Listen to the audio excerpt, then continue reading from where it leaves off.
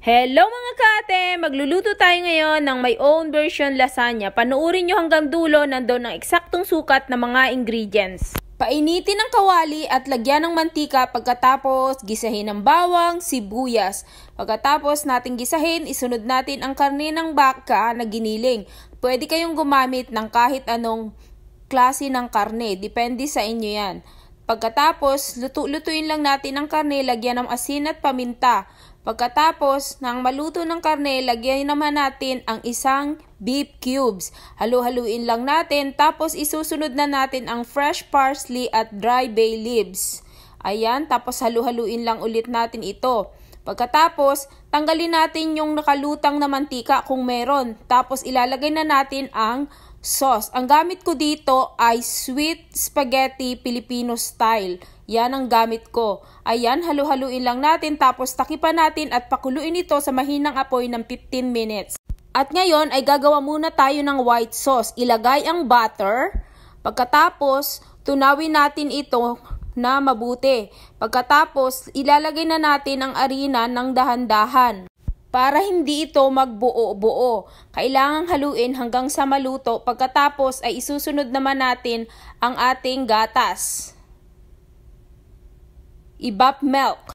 Pagkatapos, halu-haluin lang natin ito na mabuti. Kapag nahalo na nating mabuti, lagyan naman natin ito ng asin. At ilagay na rin natin ang cheese at haluin pa rin natin na mabuti hanggang sa maging creamy ito. Pagkatapos, eto na yung ating sauce after 15 minutes.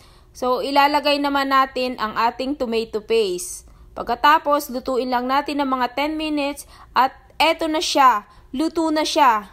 So, ihuhulma naman natin. Ilagay ang sauce sa ating baking dish. Tapos, pakalatin ito at ilagay na natin ang lasagna sa ibabaw. Pagkatapos, ay maglalagay ulit tayo ng sauce sa ibabaw at pakalatin ulit natin ito.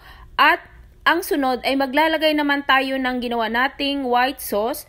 Pakakalatin natin ito sa ibabaw niya. Ayan, pakalatin nating mabuti. Pagkatapos, maglalagay ulit tayo ng lasagna, tapos i-cover din ulit natin. Tapos, ang isusunod ulit natin ay ang sauce. Pakalatin ulit natin ito, tapos lalagyan naman natin ng white sauce ulit. Paulit-ulit, oh. Ayan. Pakalatin natin ang white sauce, tapos eto na, nakakalat na. Ibibake natin siya ng 375 Fahrenheit for 40 minutes. Pero lutuin natin ng 30 minutes with cover and 10 minutes ng walang cover.